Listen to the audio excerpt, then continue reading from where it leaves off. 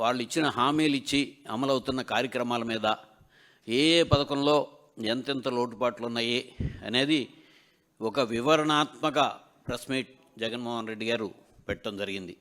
ఒక నిర్మాణాత్మక ప్రతిపక్షంగా, ప్రజల తరపున పోరాడే పక్షంగా, సో ఒక అన్నదాత సుఖీభవ కానీ, లేకపోతే ఉచిత ఇన్సూరెన్స్ కానీ, ఆరోగ్యశ్రీ కానీ, ఒక ఫీజు రీఎంబర్స్మెంట్ విషయంలో కానీ, సో మిగతా వాళ్ళు ఇచ్చిన హామీలు ప్రతి విషయాన్ని కూడా, ప్రతి విషయంలోనూ ఏమి హామీ ఇచ్చారు, ఎంతమందికి వెళ్తుంది, ఎంతమందికి ఎగ్గొట్టారు, సో ఇంకా ఎంత డబ్బులు బకాయిలు ఉన్నాయని చెప్పి జగన్మోహన్ రెడ్డి గారు ప్రెస్ మీట్ పెట్టడం జరిగింది.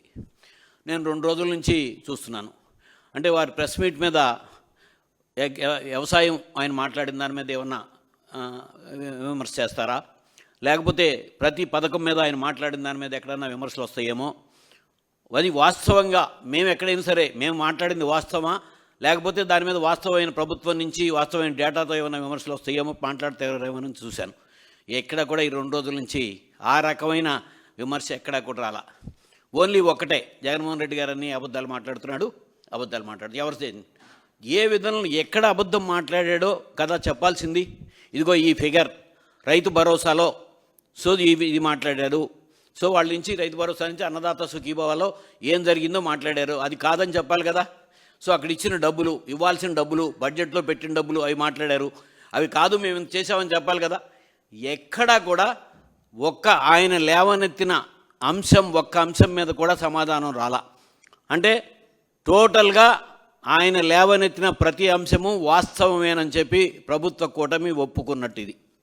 ఈరోజు నేను ఒక సామాన్య రైతుని, నేను లైఫ్ సైన్సెస్లో పోస్ట్ గ్రాడ్యుయేషన్ చేసి జెనెటిక్స్ అండ్ ప్లాంట్ బ్రీడింగ్లో భారతదేశంలో ఉన్న ఒక ప్రతిష్టాత్మక విశ్వవిద్యాలయం అలహాబాద్ యూనివర్సిటీలో 4 మాజీ ప్రధానమంత్రులు ఓల్డ్ స్టూడెంట్స్ అలహాబాద్ విశ్వవిద్యాలయానికి. సో అక్కడ నేను లైఫ్ సైన్సెస్లో పోస్ట్ గ్రాడ్యుయేషన్ చదువుకుని వ్యవసాయంతోనే మొదలయ్యాను, రైతుగానే మొదలయ్యాను. 10th క్లాస్ దాటిన తర్వాత నాకు మ్యాథమెటిక్స్ కానీ అకౌంట్స్ కానీ నాకు ఎటువంటిది తెలియదు.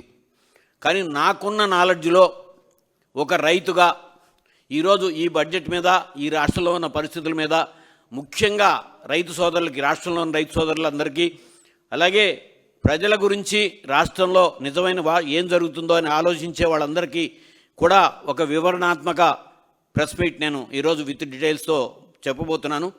నేను మాట్లాడినప్పుడు లేవనెత్తిన అంశంలో ఎక్కడైనా సరే మీకు ఎక్కడన్నా డేటాలో అధికారికంగా కనుక పొరపాటు దొరికినట్టు నాకు చూపిస్తే మరలా మీడియా పక్షంగా క్షమాపణ చెప్పడానికి కూడా నేను సిద్ధం. సో ఎప్పుడు మా జగన్మోహన్ రెడ్డి గారు కానీ మేము కానీ ఎప్పుడు కూడా అథెంటిక్ ఫిగర్స్తోనే ఎప్పుడు మాట్లాడటం జరుగుతుంది.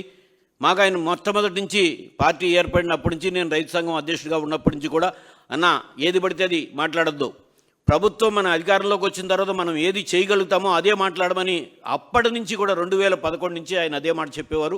ఇప్పటికీ కూడా మా నడక అలాగే ఉంది. ఇది సింపుల్ పేజ్, అంటే బడ్జెట్ అట్ ఏ గ్లాన్స్. ఈ ఒక్క పేజీలోనే బడ్జెట్ ఏంటో తెలిసిపోతుంది. సో ఇది ఫస్ట్ పాయింట్, రెవెన్యూ రిసిప్ట్స్, అంటే ఆదాయం, రాష్ట్రానికి ఏ రకంగా ఆదాయం ఉంటుంది. దీంట్లో state government income, direct income, share from central taxes, grant in aid, ఇవి రెవెన్యూ రిసిప్ట్స్. 2 capital receipts. ఈ 2 కలిస్తే బడ్జెట్ అంటే టోటల్ ఫిగర్. అట్లాగే ఎక్స్పెండిచర్ కూడా రెవెన్యూ ఎక్స్పెండిచరు, అలాగే capital expenditure, loans and advances, capital disbursement, ఇవన్నీ కలిపితే మళ్ళీ ఎక్స్పెండిచరు. ఈ 2 టాలీ అవుతాయి. ఇక్కడ 2000 లాస్ట్ ఇయర్ బడ్జెట్, 2025-26 బడ్జెట్ అంచనాలు, first revenue, total revenue receipts 2,17,976.53 కోట్లు. కానీ రివైజ్డ్ ఎస్టిమేట్, సహజంగా రివైజ్డ్ ఎస్టిమేట్ రెండో బడ్జెట్ ప్రవేశపెట్టేటప్పుడు దాన్ని డీటెయిల్స్ ఇస్తారు. అంటే అప్పటికి 9 నెలల ఆదాయం, వాస్తవమైన ఆదాయం, మరలా 3 నెలల అంచనా, లేకపోతే ఒక్కోసారి 10 నెలల ఆదాయం, లేకపోతే 2 నెలల అంచనా కలిపి ఇవ్వటం జరుగుతుంది. ఈ 2,17,976.53 కోట్లు రివైజ్డ్ ఎస్టిమేట్లోకి వచ్చేటప్పటికి 1,96,903.53 కోట్లకి, అంటే 21,73,000 కోట్లు ఆదాయం, 9 నెలల్లో ఆదాయం తగ్గిపోయింది. అంటే -9.66% బడ్జెట్ అంచనాకి, అంటే 25-26 బడ్జెట్ అంచనాకి ఆదాయానికి 9 నెలల ఆదాయానికి తగ్గిపోయింది.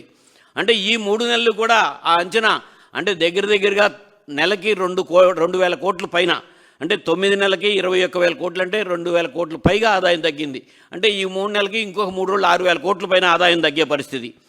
కానీ ఈ సంవత్సరం మళ్ళీ దాన్నే 2,34,140 కోట్లకి 18.91% అంటే 37,236 కోట్లు పెరుగుతుందని చెప్పి చూపించారు. ఇది ఎలా సాధ్యం? 25-26 బడ్జెట్ అంచనాలకే అందుకోక 9 నెలల్లోనే అంత 21,000 కోట్లు మైనస్కి వెళ్ళిపోయిన తర్వాత ఒక్కసారి 37,000 కోట్లకి పెరుగుతుందని చెప్పి చూపించడంలోనే సింపుల్గా కామన్ మ్యాన్గా నాకు అర్థమవుతుంది. అలాగే డైరెక్ట్గా రాష్ట్ర ప్రభుత్వ ఆదాయం నేను చెప్పి ఇది మొత్తం రెవెన్యూ రిసిప్ట్స్, ఇది డైరెక్ట్గా tax revenue, non tax revenue, state గవర్నమెంట్కి వచ్చే ఆదాయం బడ్జెట్ అంచనాల్లో 1,28,126 కోట్లు బడ్జెట్ అంచనాల్లో పెట్టారు. అది రివైజ్డ్ ఎస్టిమేట్లో 1,11,865 కోట్లకి, అంటే 16,261 కోట్లు తగ్గిపోయింది. అంటే 12.69% తగ్గిపోయింది ఒక్క 9 నెలల ఆదాయంలోనే. దీన్ని మళ్ళీ 1,37,320 కోట్లకి పెరిగినట్టుగా 25,455 కోట్లు పెరుగుతుందని 22.75% ఒకసారి పెరుగుతుందని చెప్పి చూపించారు. అంటే ఇక్కడే అర్థమవుతుంది. ఇప్పుడు నేను తర్వాత ఎవరి అగ్రికల్చర్లో ఏం జరిగిందో చెప్పబోతాను. ఇంత ఇన్కమ్ 9 నెలల్లో ఇంత ఇన్కమ్ పడిపోయిందంటే రాష్ట్రం ఆర్థిక పరంగా ఎంత సంక్షోభంలో ఉందో ప్రధానమైన అంశం. ఎప్పుడు కూడా గ్రామీణ ప్రాంతాల మీద ఆధారపడిన రాష్ట్రం, వ్యవసాయమే ప్రధానమైన రాష్ట్రం. వ్యవసాయంలో ఉత్పత్తులు తగ్గినా, ఒకవేళ ఉత్పత్తులు వచ్చి మద్దతు ధరలు లేకుండా పడిపోయి డిస్ట్రెస్ సేల్కి రైతులు అమ్ముకున్నా కూడా వాళ్ళ పెట్టుబడిని నష్టపోయినప్పుడు ప్రభుత్వానికి ఆదాయాలు పడిపోతాయి. ప్రభుత్వానికి ఆదాయాలు వచ్చే మార్గాలు ప్రధానంగా 1 సేల్స్ ట్యాక్స్ నుంచి, 2 సెంట్రల్ ట్యాక్సెస్ నుంచి, తర్వాత 3 రిజిస్ట్రేషన్స్ నుంచి. ఎప్పుడైతే ఆదాయం పడిపోతుందో వ్యాపార ఉత్పత్తులు అమ్మినప్పుడు సేల్స్ ట్యాక్స్ పెరుగుతుంది. వ్యాపార ఉత్పత్తులు పెరగాలంటే రైతు కానీ, కౌలు రైతు కానీ, వ్యవసాయ కార్మికుడు కానీ తన ఆదాయం పెరిగితే నిత్యావసరాలన్నీ కొనుక్కుంటాడు. అట్లాగే లిక్కర్ సేల్స్ ఎక్కువ అవుతుంది. వీటన్నిటి నుంచి రాష్ట్ర ప్రభుత్వానికి ఆదాయం పెరుగుతుంది. ఎప్పుడైతే వ్యవసాయ రంగం తీవ్ర సంక్షోభంలోకి వెళ్ళిందో, ఎప్పుడైతే మద్దతు ధరలు కూడా లేకుండా అమ్ముకునే పరిస్థితిలోకి వెళ్ళిందో, వ్యవసాయ ఉత్పత్తులు తగ్గినాయో, వ్యవసాయ కార్మికులకు పని తగ్గింది, అట్లాగే ఉత్పత్తులు తగ్గడం మూలంగా ఇన్కమ్ తగ్గింది. ఇక్కడ ప్రధానంగా కనబడుతూ ఉంటే దీని వైపు దృష్టి పెట్టకుండా మనం ఏదో ఊరికనే మళ్ళీ బడ్జెట్ అంచనాలను పెంచుకుంటూ వెళ్తే ఎటువంటి ఉపయోగం కూడా లేదు. ఇక్కడ మళ్ళీ టోటల్ రెసిప్ట్స్లో కూడా అదే జరిగింది. ఇప్పుడు ఇందాక నేను చెప్పాను కదా, టోటల్ రెసిప్ట్స్ ఇవన్నీ కలిస్తే అంటే క్యాపిటల్ రిసిప్ట్స్లో పెద్దగా తగ్గలేదు. అంటే లోన్స్ 78,205 కోట్లు తీసుకుంటామని చెప్పి 80,456 కోట్లు అని తీసుకుంటామని బడ్జెట్ ఎస్టిమేటు. సో రివైజ్డ్ ఎస్టిమేట్లో కూడా 79,456 కోట్లు 9 నెలలకే రుణం తీసుకున్నారు. అంటే టోటల్ బడ్జెట్ ప్రొవిజన్ 9 నెలలకే తీసేసుకున్నారు. అట్లాగే loans from government of India 21,700 కోట్లు అయితే 20,929 కోట్లు రివైజ్డ్ ఎస్టిమేట్ 9 నెలల్లోనే అయిపోయింది. అలాగే అదర్ లోన్స్ 1,500 కోట్లు చూపిస్తే 2,496 కోట్లు తీసుకున్నారు. సో డిపాజిట్స్ ట్రాన్సాక్షన్స్లో కూడా సేమ్ అట్లాగే వచ్చినాయి. అంటే ఇన్కమ్ పూర్తిగా తగ్గిపోయిందల్లా డైరెక్ట్ ట్యాక్సెస్ నుంచి ట్యాక్స్ రెవెన్యూ ఇన్కమ్ పూర్తిగా. మళ్ళీ షేర్ ఆఫ్ సెంట్రల్ ట్యాక్సెస్లో కూడా 57,566 కోట్లు చూపిస్తే 56,740 కోట్లు 9 నెలలకే రివైజ్డ్ ఎస్టిమేట్కే వచ్చింది.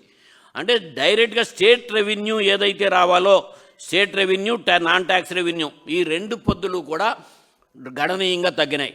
ఇది పరిస్థితి. ఈ పరిస్థితికి బడ్జెట్ కూడా పూర్తిగా ఆదాయం లేకుండా పోవటానికి కారణం గ్రామీణ ప్రాంతం పంటలే. మళ్ళీ రెవెన్యూ ఎక్స్పెండిచర్ కూడా మళ్ళీ ఇది కూడా తిరిగి టోటల్ బడ్జెట్కి వచ్చేటప్పటికి revenue expenditure, capital expenditure, loans and advances, capital disbursement ఇవన్నీ ఈ సంవత్సరం 3,32,205.33 కోట్లు ఆదాయం చూపించారు. అదే సేమ్ ఫిగర్ చూపిస్తారు.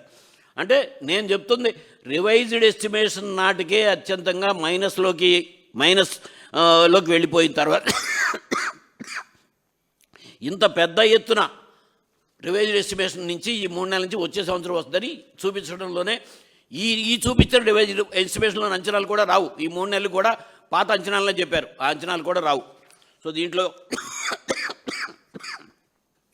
రాష్ట్రంలో ప్రధానంగా పండే పంటలు ఖరీఫ్లో తీసుకుంటే వరి, వేరుశనగ, ప్రత్తి, అలాగే కంది, మొక్కజొన్న, మినుము.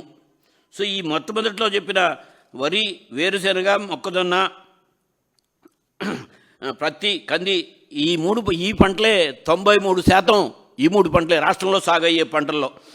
సో ఒక వరి విషయంలో తీసుకుంటే 2024-25లో 13.97 లక్షల హెక్టార్లో వరి సాగు జరిగింది.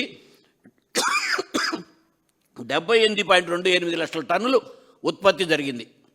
కానీ ఈ సంవత్సరం 25-26 ఖరీఫ్లో 15.59 లక్షల హెక్టార్లో సాగు జరిగింది. అంటే 1,62,000 హెక్టార్లలో సాగు పెరిగింది గత సంవత్సరం కంటే. కానీ ఉత్పత్తి గత సంవత్సరం కంటే నామినల్గా 78.5 లక్షల టన్నులు మాత్రమే ఉత్పత్తి వచ్చింది. ఇది నేను చెప్తుంది విపాక్ డేటా, అంటే unified portal for agriculture statistics, ministry of agriculture and farmers welfare run చేసే స్టాటిస్టిక్స్, దేశవ్యాప్తంగా స్టాటిస్టిక్స్ నుంచి ఈ సంవత్సరం ప్యాడీ ఉత్పత్తి ఎంత జరుగుతుంది. వాళ్ళు 52.9 లక్షల టన్నులు రైస్ కింద ఇస్తారు వాళ్ళు. దాన్ని ఒక 60 క్వింటాల్ ధాన్యానికి 67 కిలోలు బియ్యం వస్తాయి. దాన్ని క్యాలిక్యులేట్ చేస్తే 78.5 లక్షల టన్నులు వచ్చింది. కానీ పెరిగిన 1,62,000 హెక్టార్లకి వాళ్ళు గత సంవత్సరం 5,600 కిలోలు హెక్టార్కి దిగుబడి వచ్చింది. దాని ప్రకారం ఈ సంవత్సరం పెరిగిన సాగును క్యాలిక్యులేట్ చేస్తే 9 లక్షల టన్నుల ధాన్యం దిగుబడి పెరగాలి. కానీ 1 లక్ష టన్ను ధాన్యం కూడా దిగుబడి పెరగల. కానీ రైతులకి ఎరువుల ధరలు, కాంప్లెక్స్ ఎరువుల ధరలు పెరిగినాయి. యూరియా బ్లాక్ మార్కెట్లో కొనుక్కున్నారు. మోంతా తుఫాన్ దెబ్బకి హార్వెస్టింగ్ మిషన్ గంటంబావుకి అయ్యే మిషన్ 2.5 గంటలు 3 గంటలు అయింది. ఎకరానికి 8,000 నుంచి 10,000 ఖర్చు పెరిగింది. కానీ దిగుబడి పెరగల. మద్దతు ధరలు దానికి మాయిశ్చర్ లాస్ పేరుతోనూ లేకపోతే తాలు తప్ప పేరుతోనూ 300 నుంచి 400 తక్కువకి అమ్ముకున్నారు అని ప్రభుత్వ అనుకూల పత్రికలోనే వచ్చిన వార్త.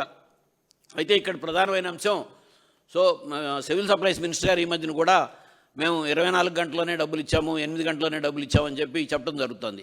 అట్లాగే రికార్డు స్థాయిలో ప్రొక్యూర్ చేసామని దానికి నేను లాస్ట్ ప్రెస్ మీట్లో చెప్పాను. 47.5 లక్షల టన్నులు ఇంతకుముందే జగన్మోహన్ రెడ్డి గారి పాలననే 2020-21లోనే జరిగింది. అది రికార్డు బాబు, ఒకసారి మీ దగ్గర రికార్డులు ఉంటాయి చూసుకోమని చెప్పి. ఇక్కడ ఏం జరిగిందంటే జగన్మోహన్ రెడ్డి గారి పాలనలో డైరెక్ట్గా రైతు భరోసా కేంద్రం దగ్గర ట్రక్ షీట్, రైతు భరోసా కేంద్రం దగ్గర ట్రక్ షీట్ జనరేట్ అయిన తర్వాతే ధాన్యం వెళ్ళేయి. ట్రక్ షీట్ జనరేట్ అయిన డేట్ కాడి నుంచి ధాన్యం వచ్చే డేట్ అక్కడ క్యాలిక్యులేట్ అయ్యేది. ఈ సంవత్సరం రైతు భరోసా కేంద్రాలని నిర్వీర్యం చేసేశారు. ఓన్లీ మిడిల్ మ్యాన్ ద్వారాగా ధాన్యం మొత్తం మిల్లుకి వెళ్ళిపోయిన తర్వాత మిల్లర్ యాక్సెప్టెన్స్ చెప్పిన డేట్కి ఇక్కడ రైతు భరోసా కేంద్రంలో లోడ్ చేశారు. ఇక్కడ డేటు అంటే ఆ డేటుకి చెప్తున్నారు, అంటే వాళ్ళు అనుకూలమైన డేటుకి లోడ్ చేయించి ఆ డేటుకి చెప్తున్నారు. అయితే ఇంకొకటి, కానీ ట్రాన్స్పోర్ట్ కానీ కాటా కూలి కానీ ఈ డబ్బులు అదివరకు ఇచ్చేవారు కాదు. గత ప్రభుత్వంలో జగన్మోహన్ రెడ్డి గారు ముఖ్యమంత్రిగా ఉండగా ప్రతి రైతుకి వాళ్ళ అకౌంట్కే డబ్బులు వేయటం జరిగింది. ఇంతవరకు 20 నెలల్లో ఒక్క రైతుకు కూడా ఆ ట్రాన్స్పోర్ట్ డబ్బులు కానీ ఆ కాటా కూలి కానీ రాలేదని చెప్పి నిన్న మార్నింగే ఏలూరు నుంచి ఒక రైతు, నేను 25 టన్నులు ధాన్యం తోలాను, నేను కొంత నా సొంత భూమి ఉంది, కొంత నా కౌలు భూమి ఉంది, 1 టన్ను కూడా నాకు ఇవ్వలేదండి, ఒకసారి లేవనెత్తండి, నేను చిన్న రైతుని అని చెప్పి నిన్న ఫోన్ చేయడం జరిగింది. అంటే ఇక్కడ ప్యాడీ అంశం చెప్తున్నాను. తర్వాత ప్రత్తి, సో ఇది సుమారుగా 3.99 లక్షల హెక్టార్లలో ఈ సంవత్సరం సాగు జరిగింది. దీంట్లో సగం కర్నూలు జిల్లాలోనే సాగు జరుగుతుంది. సో 13 నుంచి 14 క్వింటాళ్ళు సరాసరి ఉత్పత్తి వస్తుంది.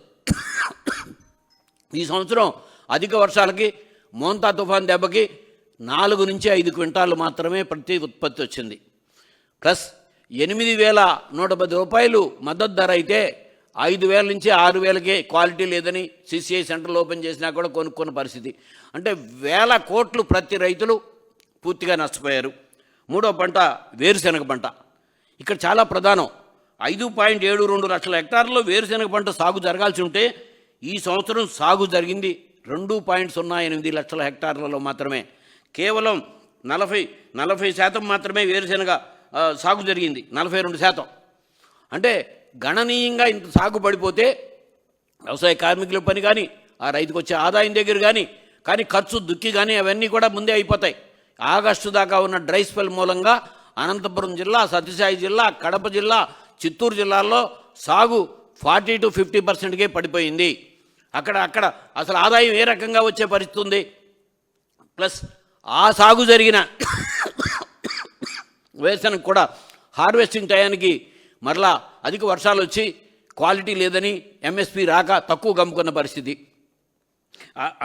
ఆ తర్వాత కంది ఎక్కడైతే కట్ ఆఫ్ సీజన్ అయిపోయిన తర్వాత కూడా వేరుశెనగ సాగు జరగలేదో అనంతపురం జిల్లా, కర్నూలు జిల్లాలో కట్ ఆఫ్ టైం అయిపోయిన తర్వాత కందిని సాగు చేశారు. సరాసరి దిగుబడి గత సంవత్సరం కంటే ఈ సంవత్సరం సరాసరి దిగుబడి తగ్గిపోయిందని చెప్పి వాళ్ళ లెక్కల్లోనే చెప్తోంది.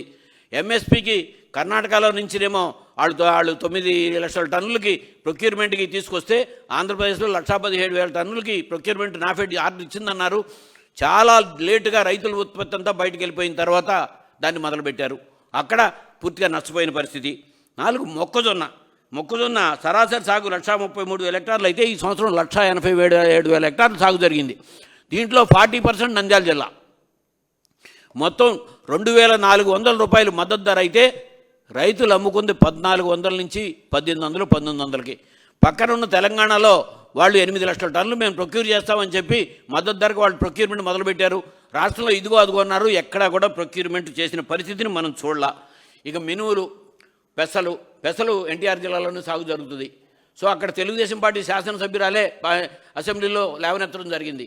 సీజన్ అయిపోయిన తర్వాత వాళ్ళు ఎప్పుడో ప్రొక్యూర్మెంట్ చేశాము అని చెప్పిస్తున్న ఫిగర్లు కూడా చాలా ఎక్కడా కూడా పొంతన లేని ఇదిగా ఉన్నాయి. తర్వాత మేము పూర్తిగా సమాచార చట్టం కింద అడిగితే ఇది ప్రభుత్వం వచ్చిన తర్వాత ఈ 20 నెలల్లో వాళ్ళు ప్రొక్యూర్ చేశాము అని చెప్పింది. 788 కోట్ల ఉత్పత్తికి సంబంధించిన వాటిల్లో 176 మెట్రిక్ టన్నులు బెంగాల్ రాము, 95 మెట్రిక్ టన్నులు మినువులు, 6,000 మెట్రిక్ టన్నులు పెసలు, 78,000 మెట్రిక్ టన్నులు కందులు, 19,000 మెట్రిక్ టన్నులు పొగాకు. అంటే 788 20 నెలల్లో 788.9 కోట్లు మాత్రమే ప్రొక్యూర్ చేశామని చెప్పారు. సో మన జగన్మోహన్ రెడ్డి గారు చెప్పారు, మా వాస్తవ డేటా మార్కెట్ దగ్గరే ఉంది, మేము 5 సంవత్సరాల్లో 7,726 కోట్లు ధాన్యం కాకుండా మిగిలిన ఉత్పత్తులు మొక్కజొన్న కానీ, జొన్న కానీ, లేకపోతే కంది కానీ, శనగ కానీ అన్నిటినీ మేము ప్రొక్యూర్ చేయడం జరిగింది.